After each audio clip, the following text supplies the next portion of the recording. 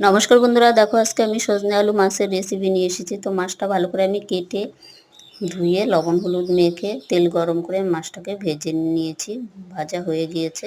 তারপর আমি ফোড়নে দিয়েছি জিরে শুকনো লঙ্কা দিয়ে দেওয়ার পরে আমি সজনে আলুগুলো ভালো করে তেলে ভেজে নেব। তো একটু লবণ হলুদ দিয়ে দিয়েছি, দিয়ে নেড়ে চেড়ে আমি ঢেকে দিয়েছি। ঢেকে দেওয়ার পরে দেখো ভাজা হয়ে গিয়েছে। তো আমি সজনে আলুগুলো একটু আলাদা করে উঠিয়ে রেখেছি। তারপরে আমি যে মশলাটা পেস্ট করে রেখেছিলাম সেটাও আমি তেলে দিয়ে দিয়েছি। তো আমি কি মশলা করেছি বন্ধুরা, লঙ্কা জিরে আদা বাটা আর একটু পোস্তও দিয়েছি সঙ্গে। তো মশলাটা ভালো করে কষিয়ে নেওয়ার পরে তো দুটো টমেটো কেটে রেখেছিলাম সেটাও আমি মশলাতে দিয়ে দিয়েছি। ভালো করে কষিয়ে নিয়েছি, টমেটোটা একটু নরম হয়েছে। তারপরে আমি সজনে আলু ভাজাগুলো দিয়ে দিয়েছি।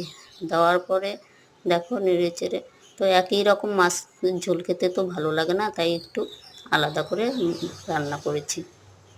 তো এইভাবে রান্না করে খেয়ে দেখবেন বন্ধুরা, ভালোই লাগে। কেউ দেখলে বলবে হয়তো সবজি রান্না করছে, কিন্তু না, আমি এটাতে মাছও দেব। তো এইভাবে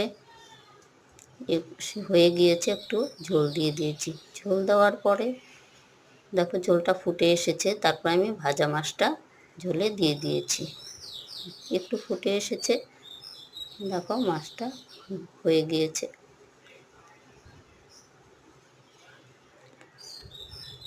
তো সজনে আলু মাছের রান্না আমার কমপ্লিট। এটা কি মাছ বন্ধুরা কমেন্ট করে জানাবে।